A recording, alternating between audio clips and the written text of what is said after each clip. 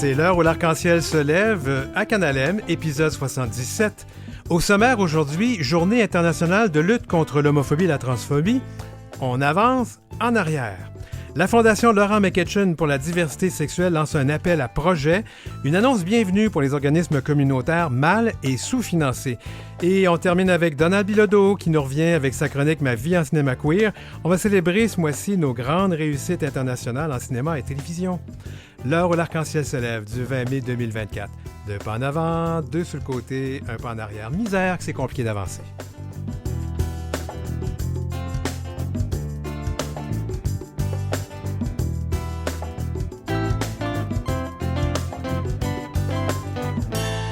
Vous écoutez L'heure où l'arc-en-ciel se lève avec Denis Martin-Chabot. C'était la Journée internationale de lutte contre l'homophobie et la transphobie le 17 mai dernier. Et on n'a pas autant célébré cette année que dénoncé parce que mondialement, nos communautés subissent des reculs majeurs.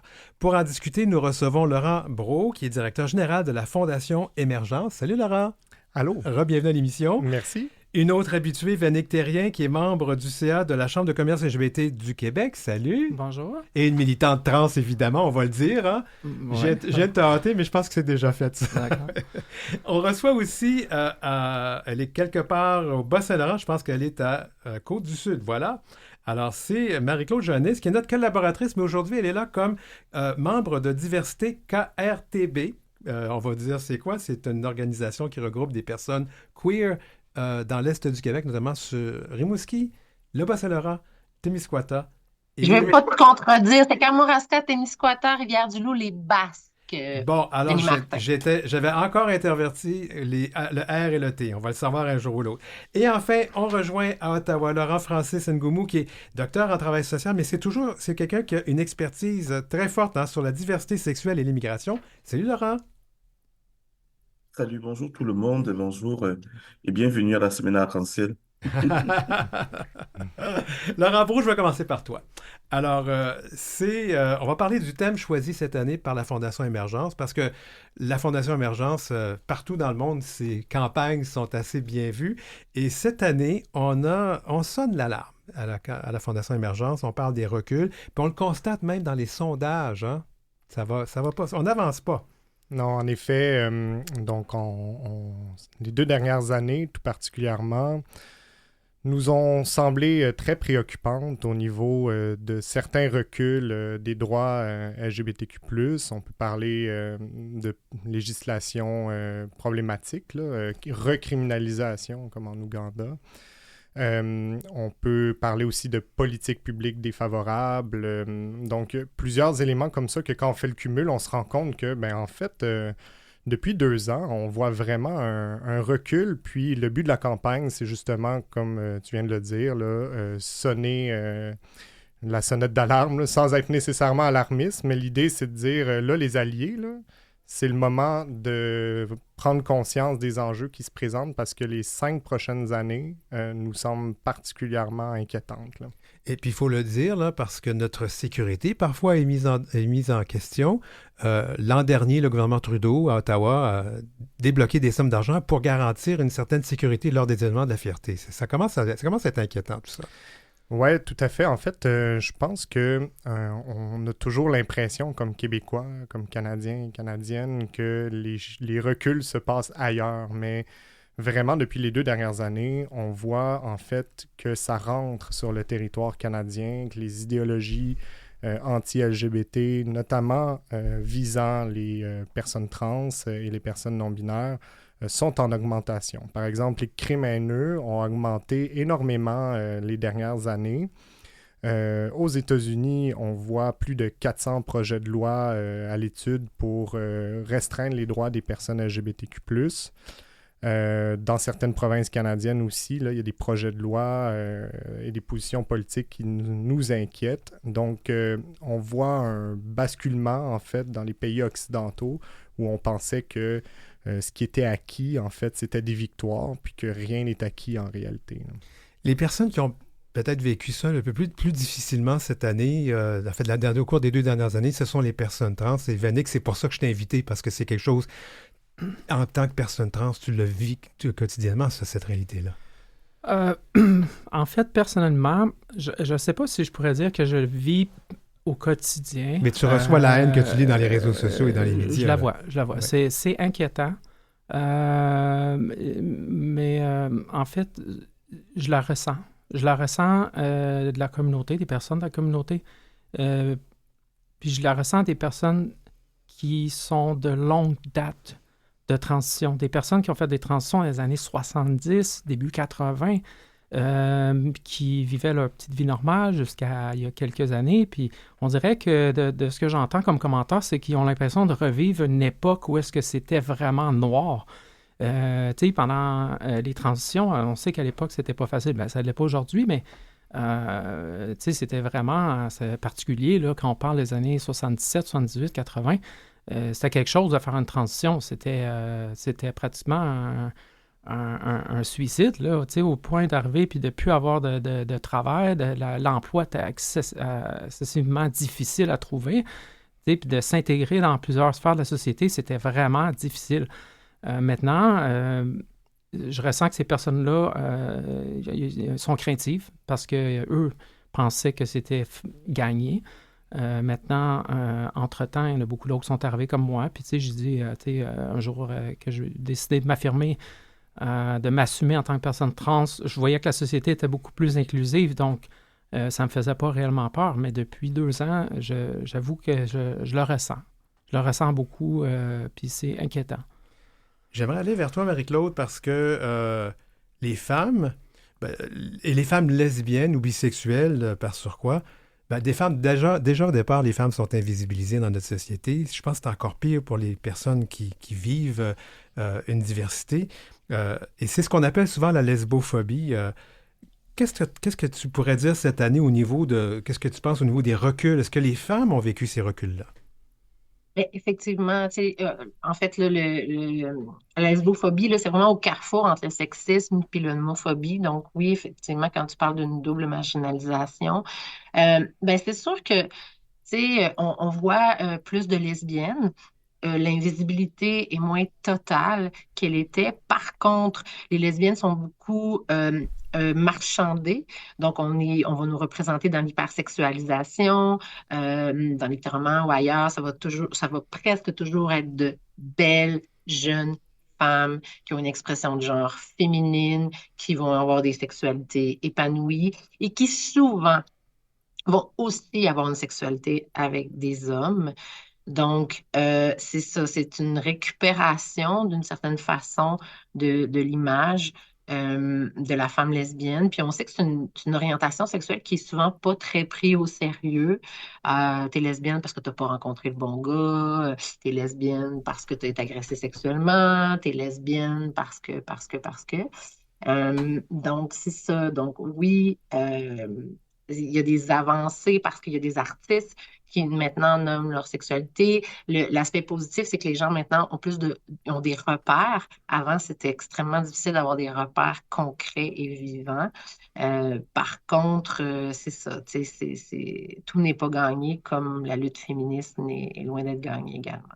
On va rester dans l'intersectionnalité parce que c'est vraiment au cœur des difficultés que vivent plusieurs personnes dans nos communautés. Alors, quand on est une personne queer, c'est une chose, mais quand on est une personne queer racisée ou issue de l'immigration, ça ajoute. On parle donc de discrimination systémique. Laurent Francis Ngomou, c'est dans ton champ d'expertise. Qu'est-ce que tu peux nous dire de la situation de... Je sais en très peu de temps, mais qu'est-ce que tu peux dire de la situation des personnes qui vivent cette intersectionnalité-là? Ah ben, la situation est difficile, d'autant plus que aujourd'hui, la première barrière est au sein de la communauté et au sein des personnes, des réseaux, parce que ce que j'ai constaté en tant que chercheur, dans mes recherches et explorateurs, j'ai constaté que la première barrière pour les personnes racisées d'atteindre leur liberté, d'atteindre leur autonomie, c'est d'abord au sein de nos communautés, au fait. Ça veut dire que il y a des gens ont constitué des amitiés, des lobbyings pour bloquer ceux qui veulent véritablement travailler. Parce que je me dis, depuis 20 ans, depuis 30 ans, on a les mêmes personnes qui sont dans les réseaux LGBTQ et ils voient que ça n'avance toujours pas. Ils bénéficient des avantages, des amitiés, des fonds, mais sur le terrain, rien n'avance au fait. Rien n'avance. Je dirais par exemple que le gouvernement fédéral l'année dernière a par exemple parlé d'envoyer, octroyer les fonds aux personnes LGBTQ+, mais ces fonds ne sont pas arrivés aux personnes noires parce que c'est les personnes noires LGBTQ, les personnes queer, les personnes trans, elles sont doublement encore stigmatisées et n'ont pas accès à l'emploi. On n'a pas l'accès à l'emploi fédéral, l'accès à l'emploi pour dans des services même pour devenir autonomes. Ces personnes n'ont toujours pas. Donc, ça veut dire que c'est les mêmes lobbies LGBT qui perçoivent les fonds, les mêmes organismes qui perçoivent les fonds, mais les mêmes personnes suivent toujours. Donc, il y a des clivages et Mhm. il y a un fossé entre ce qui est dit les lobbies et les personnes qui souffrent réellement, au fait. Ça, je peux lui dire, au fait, à partir, je ne le dis pas de moi-même, je le dis à partir de mes recherches exploratoires et aussi à partir des recherches qui ont été menées par certains organismes comme Enchanté, Mhm. l'a fait dernièrement, en fait, aussi. Et la Fondation Jasmine Roy a fait un bon rapport là-dessus, au fait, aussi. Et aussi, parce que au sein de nos communautés, il faut le dire, il y a un mépris, il y a un mépris de la parole des personnes racisées LGBTQ. Il y a un mépris et aussi un oubli de leurs chercheurs, en fait. On ne tient pas compte de nos chercheurs. C'est la Ouais. recherche qui peut avancer les droits et c'est grâce à la recherche qu'on peut innover et c'est grâce à la recherche qu'on peut mettre sur pied des stratégies. Mais lorsqu'on met toujours la recherche de côté, parce que les chercheurs sont pris comme un peu des bergers allemands. Ouais. On ne veut pas des bergers allemands, on veut des petits toutous, on veut des LGBT qui seront des petits toutous auprès de nous. Mais lorsqu'on a un LGBT black racisé qui est comme un berger allemand, on a peur de nous, au fait. Et pourtant, Pourtant quand je te vois, Laurent, t'es pas quelqu'un qui fait peur, t'as l'air d'un bon toutou, toi aussi. Mais je vais demander à Laurent, l'autre Laurent, sur cette discussion, Laurent Brault, justement, la Fondation Émergence, c'est son rôle de faire avancer. Quand tu reçois ce genre de commentaires, quand même, qui est basé sur une recherche, comment tu réagis à ça? Ben moi, je rejoins le deuxième Laurent. L'importance des recherches, on est constamment...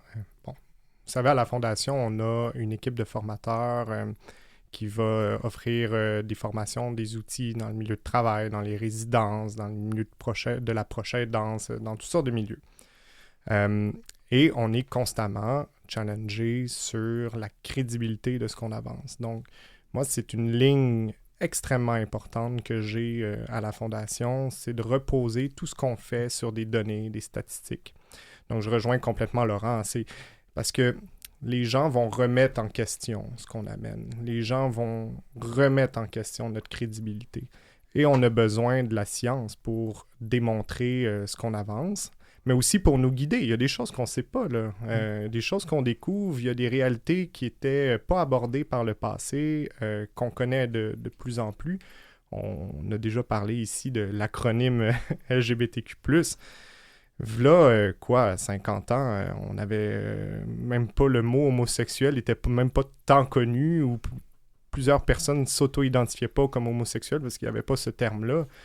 On avait donc très peu de mots. Aujourd'hui, on en a beaucoup, mais c'est tant mieux parce qu'on finit par mieux connaître nos réalités. Mais ça, il a fallu avoir des travaux universitaires derrière. Je vais quand même te lancer sur ce que disait Laurent, parce que c'est pas la première fois que j'entends ça, le fait qu'au sein même de nos communautés queer, je vais utiliser queer là, pour éviter les acronymes longs, les personnes racisées, les personnes issues de l'immigration ont de la misère à avoir de la place et à être entendues et à recevoir ce dont elles ont besoin, ces personnes-là, et ce qui est légitime. Qu'est-ce qu'on peut répondre à ça? Puis qu'est-ce qu'on peut faire de mieux? En 2015, on avait fait une campagne sur les alliés. Puis pour nous, alliés n'était pas défini par personnes hétérosexuelles. Ça incluait aussi les personnes au sein même des communautés LGBTQ+, parce qu'il y a de la sensibilisation à faire à l'interne. Un homme gay, c'est genre, pas nécessairement une bonne compréhension de ce que vivent les personnes trans ou les personnes racisées. Fait qu'il y a beaucoup d'éducation à faire à l'interne. Par rapport au financement, parce que Laurent a parlé du gouvernement fédéral, c'est sûr que en absolu, là, c'est pas beaucoup d'argent pour les groupes LGBT. Dernièrement, il y a un nouveau plan de lutte contre l'homophobie qui est sorti. un montant historique, puis on l'applaudit, mais je me posais la question, le climat s'est tellement dégradé les dernières années. Est-ce que l'argent est vraiment suffisant pour tout le challenge qui s'en vient, tu sais? Je vais relancer en fait un autre point, c'est celui qui était avancé par Marie-Claude, puis même le point de Laurent. On est en fait une personne trans qui se retrouve trans, lesbienne, ou une personne trans qui est issue d'une communauté racisée. Est-ce qu'elle trouve sa place et comment la trouve-t-elle sa place? Ben, en fait, j'ai adoré un mot que Laurent a utilisé tantôt, c'est le mot crédibilité. Crédibilité, oui. Ouais. Puis j'ai beaucoup d'admiration pour Fondation Émergente pour ce qu'ils font. C'est absolument extraordinaire. Je trouve que peut-être en milieu de travail, c'est un des points où est-ce qu'on est le plus négligé, c'est on n'est pas crédible. Tu sais, est-ce qu'une personne trans peut aujourd'hui vivre une vie normale, avoir une carrière, tu sais, Oui, absolument. Puis c'est pour ça, d'ailleurs, que j'ai commencé à organiser des réseautages pour tu sais, rassembler tout le monde, parce que on en manque de crédibilité, là. On en manque, puis je suis tanné d'entendre, tu sais, d'entendre parler des discriminations au sein même de l'emploi. Je l'ai vécu moi-même en 2021, alors que j'ai dû me forcer de réorienter de carrière. J'ai 24 employeurs qui on m'a ghosté, on m'a claqué la porte au nez, m'ont dit que je n'avais pas assez d'expérience malgré 21 ans dans mon métier. Pourquoi? Pourquoi? C'est la même personne, on fait une transition, c'est pas parce qu'on fait une transition que du jour au lendemain, on devient rebelle, qu'on met plus les intérêts d'une compagnie à risque, tu sais, je veux dire, on est la même personne. Mais on dirait qu'il y a une peur qui existe, qui est là pour les personnes trans de dire, est-ce que je suis prête à l'engager? Et puis, quand ça va être le cas, est-ce que je veux vraiment la mettre en avant? Tu sais? Oui. Fait que c'est vraiment... il y a une crainte qui est là, je ne sais pas pourquoi, mais il y a quelque chose qui retient dans le domaine de l'emploi, puis ça me fait vraiment de la peine d'entendre ça. Je vais lancer Marie-Claude là-dessus. On parle beaucoup d'ici, de chez nous, comment est-ce qu'on vit, mais la réalité, elle est d'autant plus difficile ailleurs dans le monde. Marie-Claude, je sais que tu fais affaire avec beaucoup de monde, avec ton autre carrière en tant que poétesse et slameuse. La réalité, là, ailleurs dans le monde, là, comment... je pense qu'on ne comprend pas que ça ne va pas si bien que ça là, dans plusieurs endroits du Ça va monde. très mal, hein? Ça va très mal, en fait. On le sait, dans plusieurs pays, l'homosexualité est criminalisée encore. Tu sais, j'ai des frissons au moment où je te parle parce que j'ai des visages concrets de femmes, d'hommes, de personnes trans non-binaires pour qui vivre, ne serait-ce qu'embrasser une personne du même sexe est absolument dangereux pour leur vie et qui vivent dans la peur au ventre à tous les jours de leur vie. Même d'écrire, même d'être réseauté par Internet, c'est dangereux. Ouais. Donc, on est encore là. On est encore là, puis ça fait peur parce qu'effectivement, quand on pense que ça va bien, puis c'est un peu l'image que les Québécois ont en général, que maintenant, ça va vraiment bien aujourd'hui pour la communauté LGBTQIA+. Et, et force est de constater que ce n'est pas le cas tant que ça, qu'il y a eu des très belles avancées dont on est fiers, mais que présentement, il y a une grande montée de la droite qui fait peur. Puis il y a beaucoup, effectivement, de guerres intestines au sein de la communauté. Ça fait mal. Ça fait mal parce que on est content, puis on remercie les gens qui sont passés avant nous, qui nous ont permis d'avoir des droits. Puis c'est triste quand les gens ont l'impression qu'on ne reconnaît pas cet apport-là. Puis je pense particulièrement aux hommes homosexuels. Le fait d'être cis n'est pas une tare, mais ce qu'ils ont vécu à une époque est vécu aujourd'hui par d'autres. Et moi, je trouve important au moins si on n'est pas solidaire, de ne pas aller à l'encontre, Oui. de pas. Puis c'est ça qui est triste. Puis le fait, puis moi, je parle souvent d'Éric Duhem parce que je trouve que c'est un exemple intéressant à quel point Intéressant, c'est un gros mot chargé, mais vas-y, continue, oui. oui, ben, intéressant dans le sens, si on étudie, là, je ne sais pas si Laurent, Francis pourra, mais de point de vue de compréhension, donc la stratégie d'utiliser un homme blanc qui qui vient de faire son coming out homosexuel pour parler contre les personnes trans, pour parler contre les drag queens, pour parler. Donc, c'est comme si ça légitimait plusieurs personnes hétérosexuelles. De dire, ah, même les gays sont tannés, ou ah Ouais. oui, ben lui, il connaît ça, il est dans la communauté. Mais non, là, tu sais, c'est pas parce que Ben, c'est le tu sais, cas de, tu sais, je suis pas homophobe, j'ai des amis homosexuels. Oui, on comprend ben ça. oui, mais là, c'est plus que ça, il est même. Donc, Ouais. tu sais, c'est ça. Puis c'est intéressant ce que l'autre Française disait, tu sais, comme, c'est pas parce qu'on fait partie de la communauté qu'on vient nécessairement avec une sensibilisation aux réalités des autres personnes de la communauté. L'acronyme est long et il y a des réalités qui sont extrêmement diverses. Puis en dehors des groupes, il y a des réalités personnelles. Donc, ça, c'est des enjeux importants. Puis je pense que l'heure est à la solidarisation des alliés parce que les luttes sont présentes. Puis si on se divise, ben là, ça va être, le terrain est encore plus libre là, pour l'avancée de la droite. Puis ça, je pense que c'est important de faire attention. Je voudrais recentrer tout ça parce que je parlais tout à l'heure de la situation ailleurs dans le monde. Puis je pense que Laurent Francis Ngoumou, c'est quelque chose que tu connais aussi.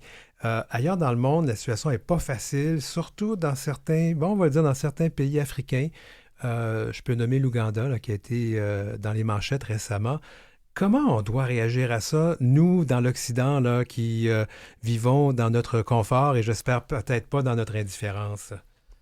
Ok, la question est très excellente du point de vue sociologique et du point de vue de la politique internationale et migratoire aujourd'hui.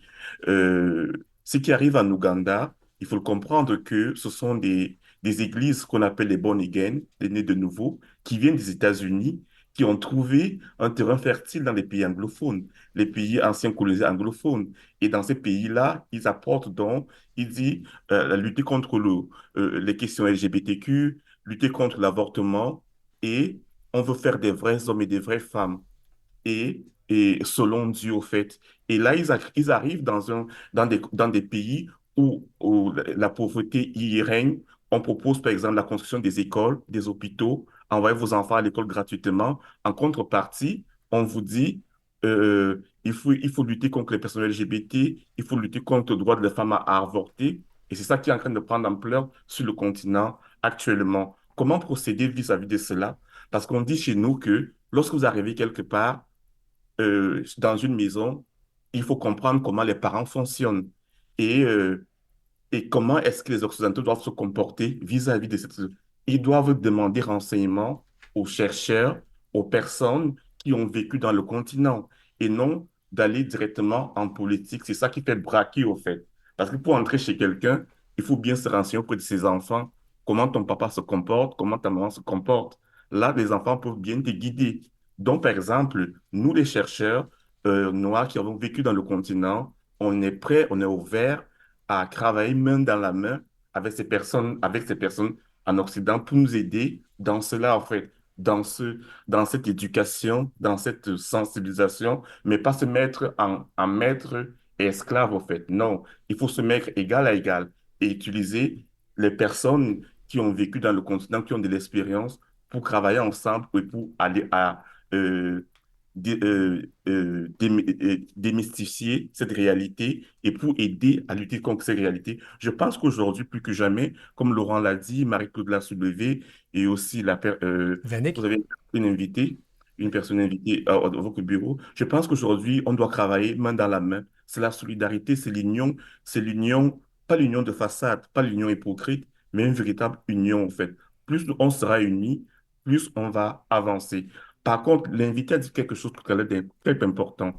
Dans la société canadienne que j'ai remarqué aujourd'hui, il y a de pinkwashing, Oui. beaucoup de pinkwashing dans le monde de l'entrepreneuriat. Ça veut dire que les gens utilisent l'image LGBT, les drapeaux LGBTQ, mais à l'intérieur même de ces entreprises, ces sociétés, il y a la transphobie, il y a le milieu toxique vis-à-vis des personnes LGBTQ. Donc, il faut évaluer parce que il y a eu un problème avec la mort de George Floyd. On a eu l'ascendance des postes EDI, équité, diversité, qui sont occupés par des personnes.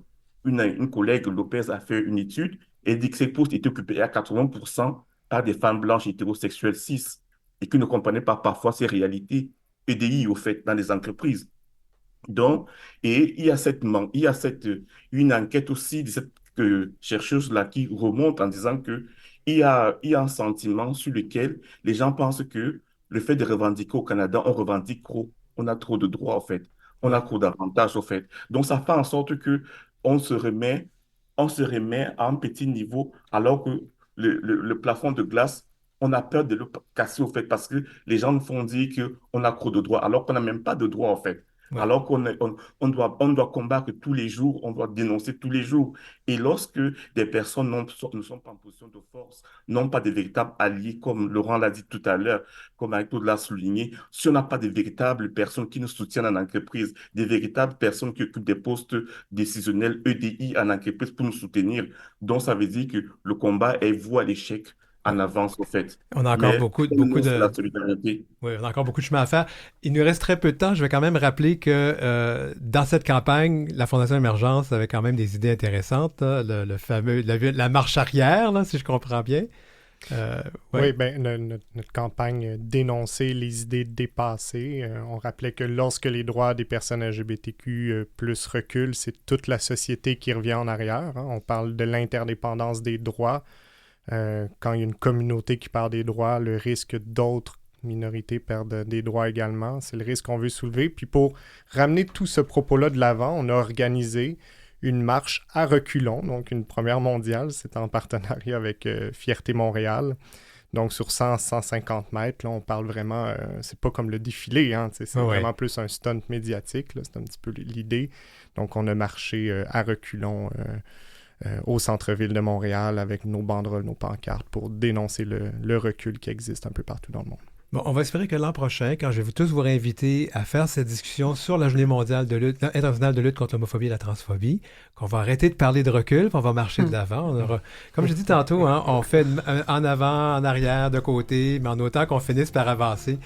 C'est tout le temps qu'on a. Je vais remercier donc mes invités, Laurent Brault de la Fondation Émergence, Vanick Thérien, membre du CA de la Chambre de commerce LGBTQ de la LGBT du Québec, Marie-Claude Joannis, qu'on a rejoint à Rimouski, à Rivière-du-Loup, je ne me rappelle plus, et Laurent Francis Ngoumou, qui était à Ottawa. Merci beaucoup tout le monde d'avoir été là. Merci. Au revoir. Au revoir, merci. Au revoir.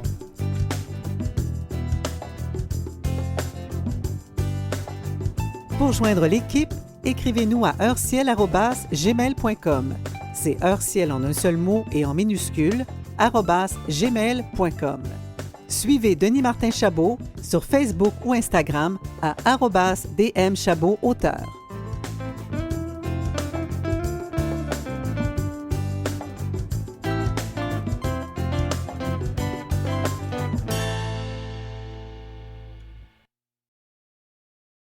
Écoutez L'heure où l'arc-en-ciel se lève avec Denis Martin Chabot. On va se faire un peu de bien aujourd'hui avec la chronique Ma vie en cinéma queer avec Donald Bilodeau parce qu'on va parler des grandes réussites dans le cinéma et la télévision queer. Mais avant, on va parler de la fondation, ou le fonds, pardon, Laura McEachern pour la diversité qui lance un appel à projet.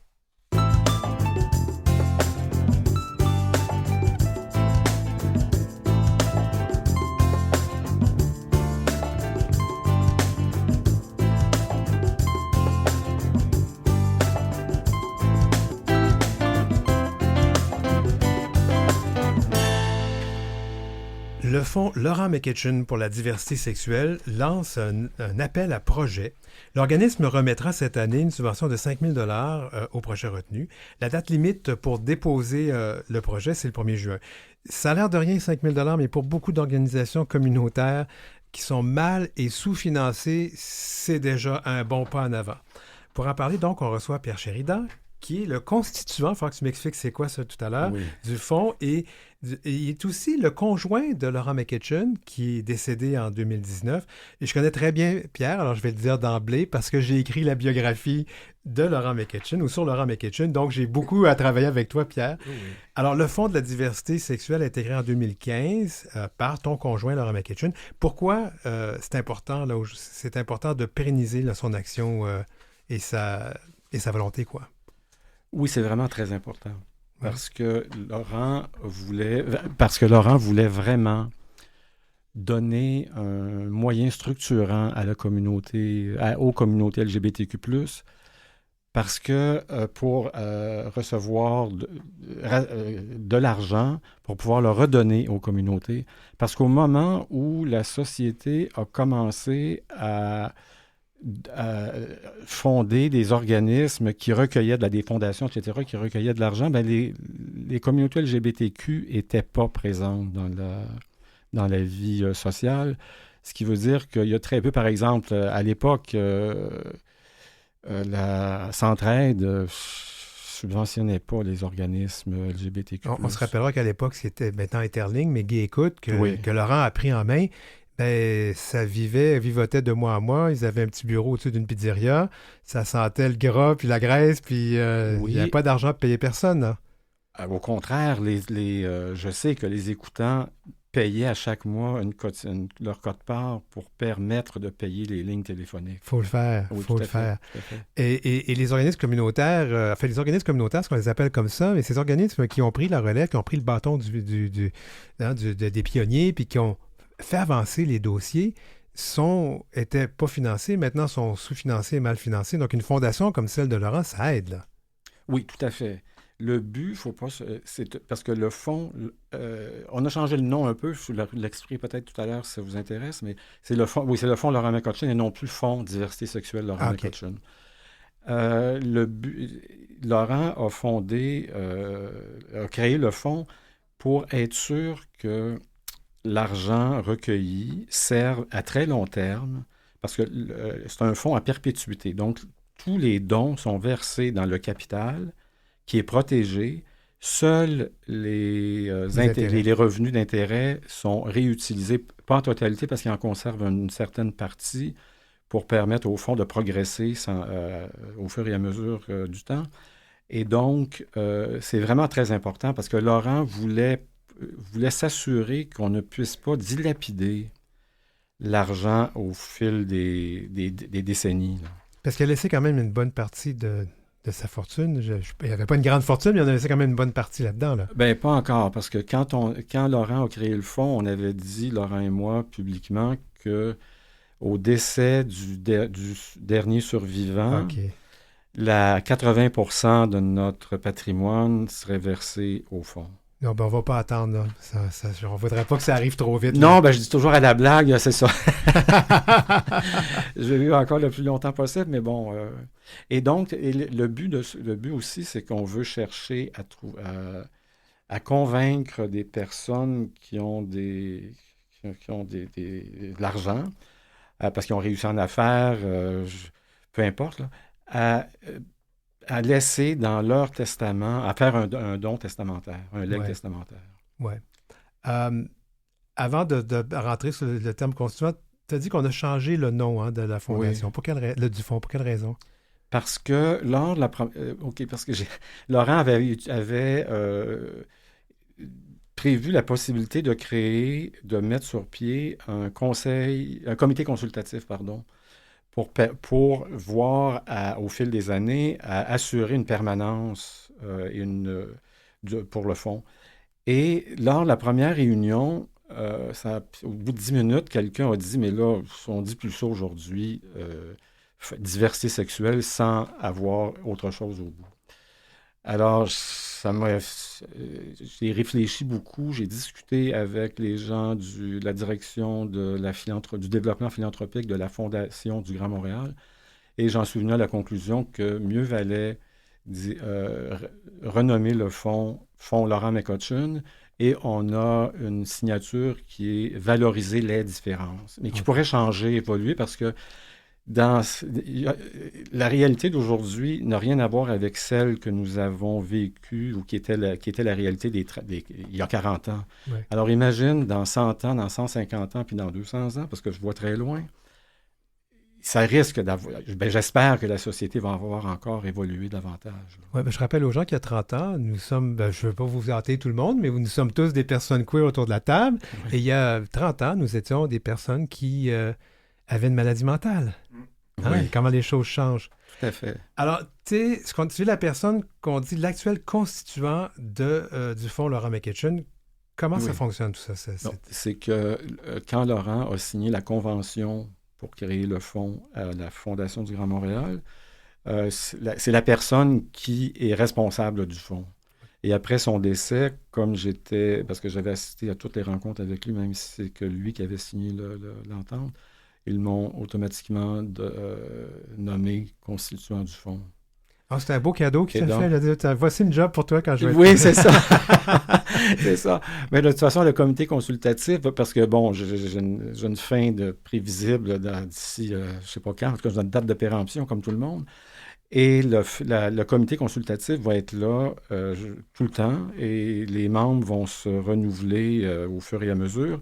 Et c'est eux qui devront s'assurer que le fonds respecte, que les dons, les subventions que l'on donne respectent la mission voulue par Laurent. D'accord.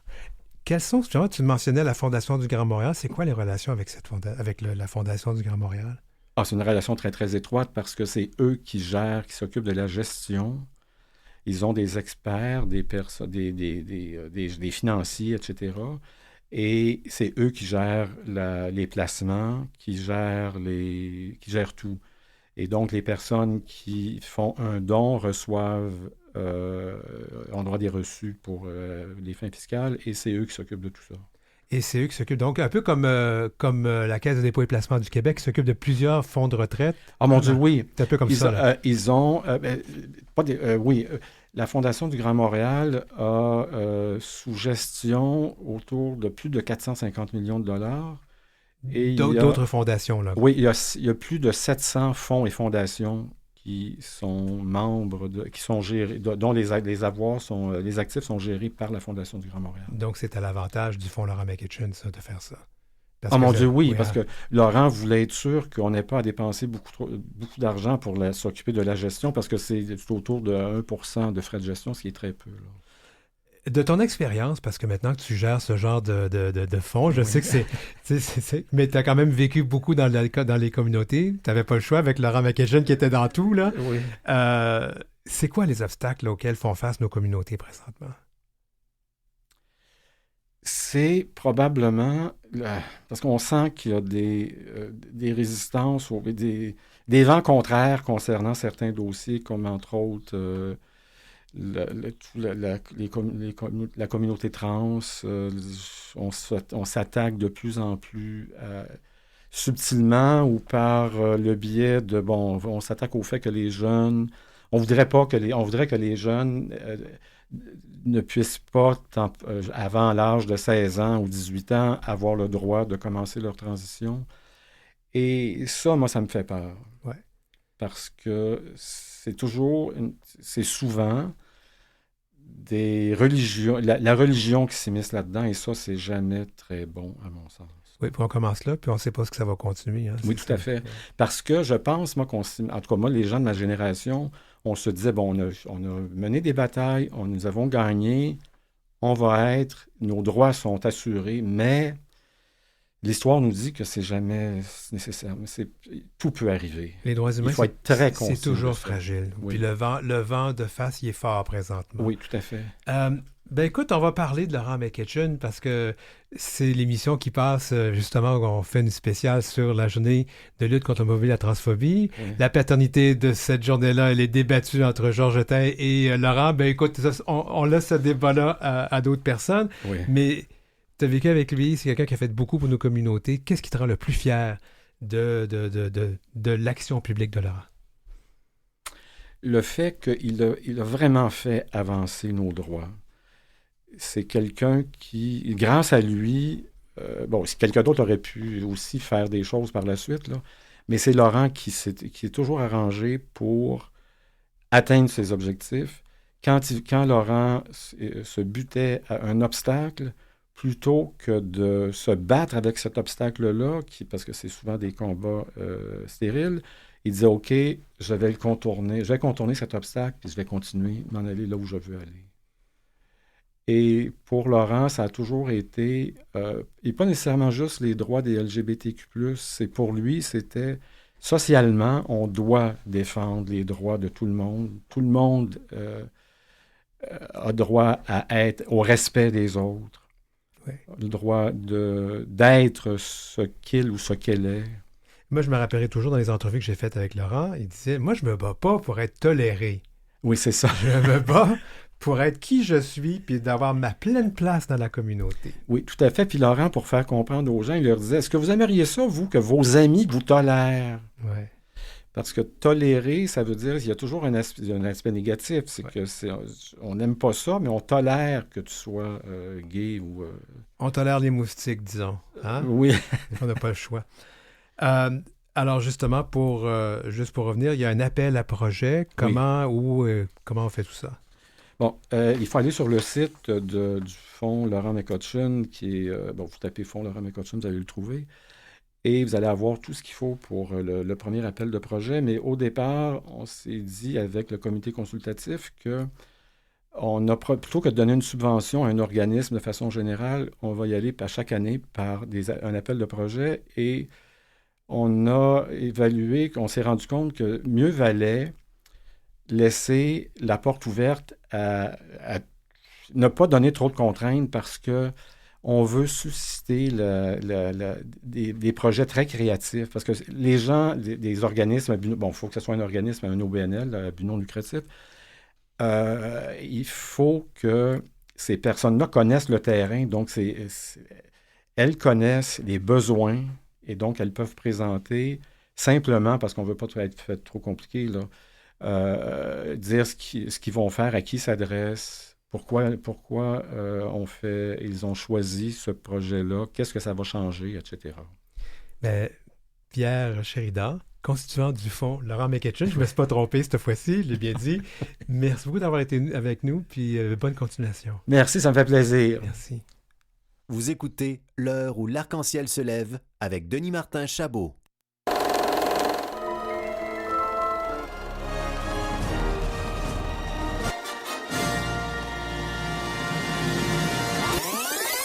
Ma vie en cinéma queer avec Donald Bilodeau.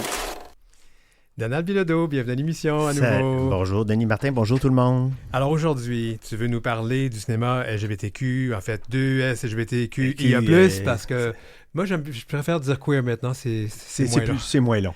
Alors, c'est-à-dire donc des productions qui nous viennent d'ailleurs. D'ailleurs. N'importe où dans le monde. Sauf de chez nous, sauf des États-Unis et de la France, parce que c'est quand même... On en a parlé beaucoup déjà. On en a parlé beaucoup.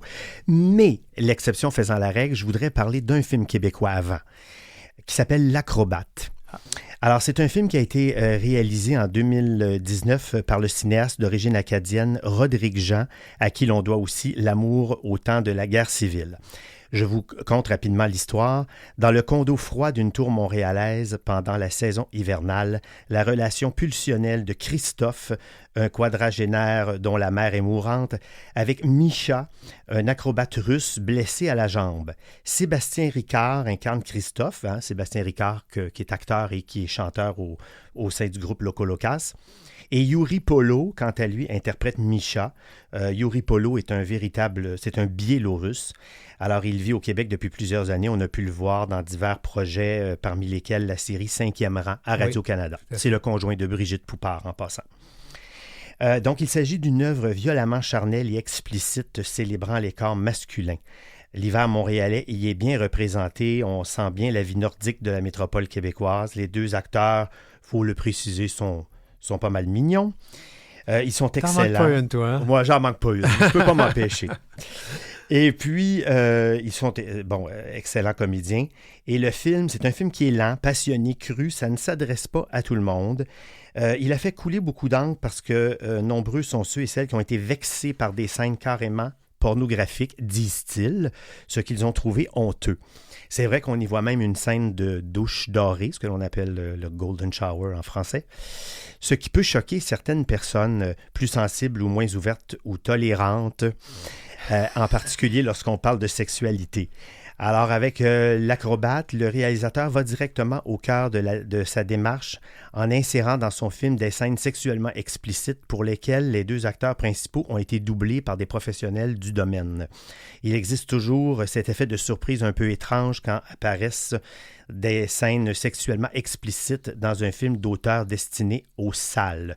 Il y a peu de cinéastes qui ont osé le faire, donc pour cela, je pense que c'est un film à voir. Alors, à présent, on va revenir aux productions internationales. Est-ce que vous connaissez Tom of Finland? Oui. N'est-ce pas? La plupart des hommes de la communauté gay qui ont plus de 40 ans, en tout cas, connaissent très certainement cet homme. Je suis un petit peu plus que 40 ans. Oui, moi aussi. Barbe blanche à l'appui. Alors, Tom of Finland, de son vrai nom, Touko Valio Laaksonen, mon finlandais n'étant pas très bon, j'espère que j'ai la bonne prononciation. Je ne peux pas en dire plus. Moi non plus. C'est un dessinateur et peintre finlandais qui est né en 1920 à Karina, au sud-ouest de la Finlande, et qui est mort en 1991 à Helsinki. Il a durablement influencé la culture gay par ses représentations fantasmatiques et fétichistes d'hommes.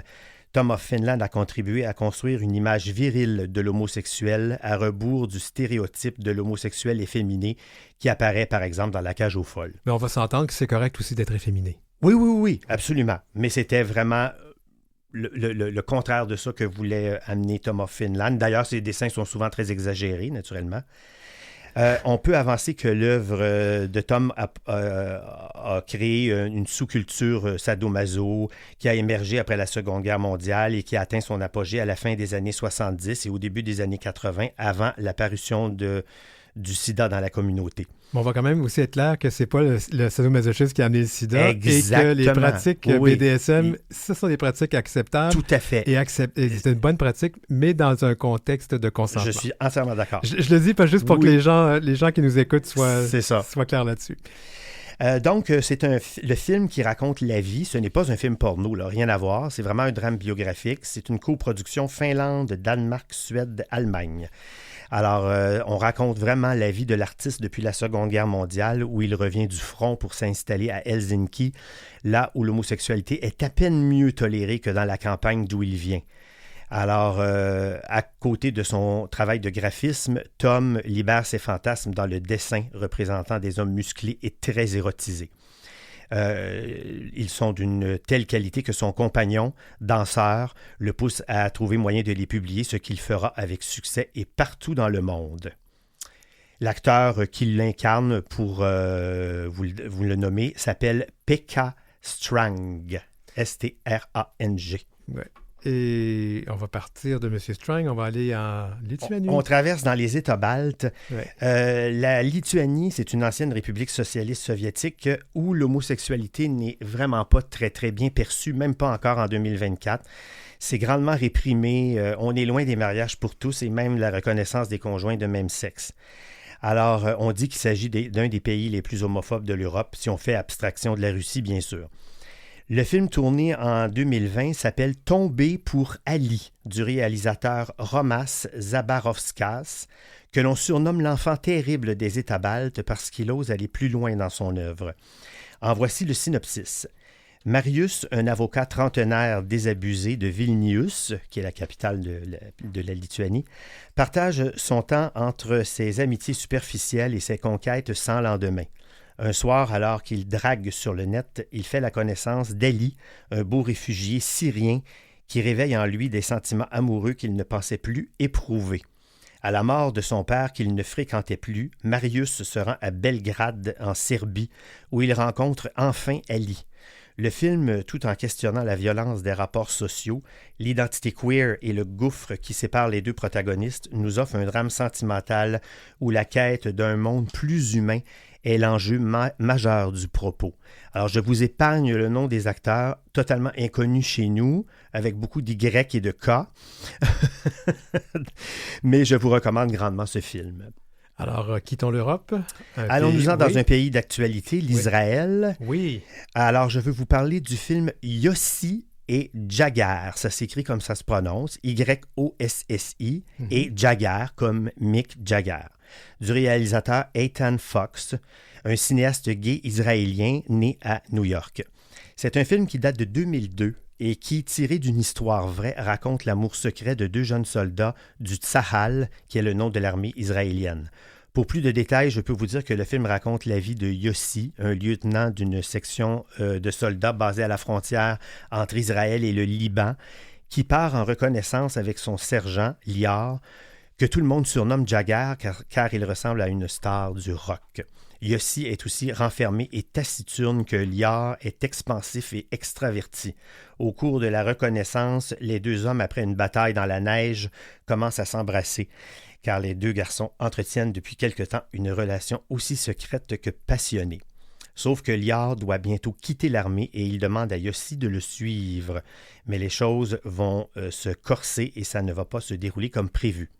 Je ne vous en dis pas plus, il faut le voir, mais c'est un excellent film qui a reçu de nombreux prix, notamment le prix du public meilleur film au Toronto International Gay and Lesbian Film Festival. Et un mot sur Ethan Fox, le réalisateur, ouvertement gay. Ces films traitent tour à tour de la question de l'orientation sexuelle ou bien offrent une vision très moderne d'Israël où la culture homosexuelle a sa place. Il dira d'ailleurs à ce propos: étonnamment, Tel Aviv est redevenue une terre d'accueil pour les gays du monde entier. Cela n'a pas toujours été le cas. Nous pensons que c'est une réaction aux années d'oppression qui ont frappé cette minorité. Cette révolution a été rapide, dit-il. Mais tu sais, nos droits sont toujours fragiles parce qu'en Israël, l'année dernière, il y avait des débats sur la Constitution puis que le gouvernement pouvait changer des choses et nos droits auraient pu y passer aussi. Exactement. Cela dit, on prend l'avion rapidement puis on sera en Australie. On sera en Australie pour un film plus vieux qui s'appelle « Un peu de nous deux ». Qui est la version française de Some of Us. C'est un des premiers films du très jeune Russell Crowe, que tout le monde connaît maintenant pour de nombreux autres rôles. Alors, c'est un film à la fois très drôle et très touchant. C'est un regard tendre et chaleureux sur la relation unique qui unit un père et son fils. Bon, je précise ici que le père, dans le film, est ultra sympathique et totalement ouvert d'esprit quant à la sexualité de son fils. Comme ça devrait être dans toutes les familles. Exact, mais c'est très rare quand même. Surtout en Australie. Disons que je souhaite à toute personne, justement, issue de la communauté LGBTQ+, d'avoir un aussi gentil papa. L'acteur qui incarne Harry, donc le père, est Jack Thompson. C'est un Australien qui est toujours en vie et actif d'ailleurs. Il a 83 ans maintenant. Et le fils, Jeff, est donc interprété par Russell Crowe. C'est un film qui, mine de rien, a déjà 30 ans, puisqu'il a été tourné en 1994. Il a été fait conjointement par deux réalisateurs, Geoff Burton et Kevin Dowling. Et pour entrer plus en détail dans l'histoire, Harry, donc Mitchell, vit avec son fils gay, Jeff, les deux hommes luttant dans leur recherche du véritable amour. Harry est complètement à l'aise avec la sexualité de son fils, qui est presque trop impatient que son fils trouve un petit ami. Harry rencontre une divorcée par le biais d'un service de rencontre, ce qui entraîne un conflit entre le père et le fils, puisque la gente dame est légèrement homophobe. Cependant, lorsqu'Harry est victime d'un accident vasculaire cérébral et perd la parole, l'histoire prend une tournure plus sombre, devenant une méditation sur la force durable de l'amour, à la fois familial et romantique, face à l'adversité. C'est une très bonne production en provenance du pays de Skippy. Skippy le kangourou. Et on termine? Alors, on termine avec un film italien, cette fois-ci, le premier qui l'a dit, du réalisateur Ferzan Özpetek, qui est un Turc qui vit en Italie. C'est un film réalisé en 2010. Le synopsis est le suivant. Les Cantoni sont une famille bourgeoise d'industriels propriétaires d'une fabrique de pâtes industrielle fondée par la grand-mère. Le Benjamin Tommaso vit habituellement à Rome où il poursuit ses études en lettres, alors que son père pense qu'il fait des études de marketing. Il se trouve en séjour dans la demeure familiale où il a été convoqué par son père pour signer des papiers concernant l'avenir de l'usine. Il ne veut pas s'impliquer dans l'usine car il sent avoir la vocation d'écrivain et compte profiter d'un dîner familial pour révéler son homosexualité et rompre ainsi avec l'avenir déterminé que lui réserve son père. Il se confie préalablement à son frère aîné Antonio. Mais lors du dîner qui se déroule en compagnie de la famille au complet, Antonio précède Tommaso pour révéler sa propre homosexualité. Oh! Ouais. Alors, l'aîné est renié par le patriarche qui, de rage, a un infarctus. Tommaso se retrouve donc forcé de s'occuper des affaires familiales en compagnie de la charmante fille de l'autre famille, les Brunetti. La fille s'appelle Alba. C'est alors que son compagnon roumain, Marco, lui rend visite à l'improviste, accompagné par quelques amis romains homosexuels aux allures maniérées, mais les parents semblent ne rien remarquer. C'est une comédie al dente, très amusante. Très italien. J'aurais pu continuer comme ça longtemps parce que... dans une prochaine chronique. Une prochaine chronique. Prochaine chronique. Dana Bilodeau, merci beaucoup. On se revoit le mois prochain. Certainement. Au revoir.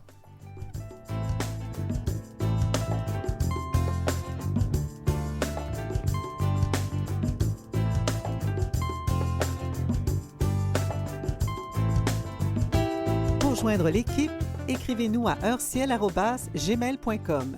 C'est heureciel en un seul mot et en minuscule, @gmail.com.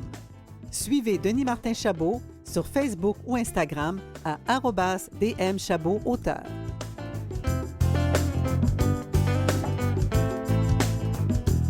Alors, c'était l'heure où l'arc-en-ciel se lève, édition ou épisode 77 en ce 20 mai 2024. N'hésitez pas à communiquer avec nous, comme l'a dit Hélène Denis, donc heureciel@gmail.com.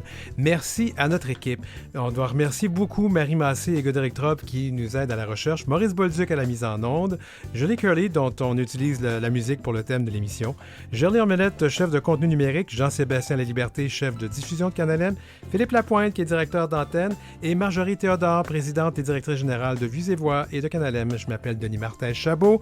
Je vous souhaite une bonne semaine. Au revoir.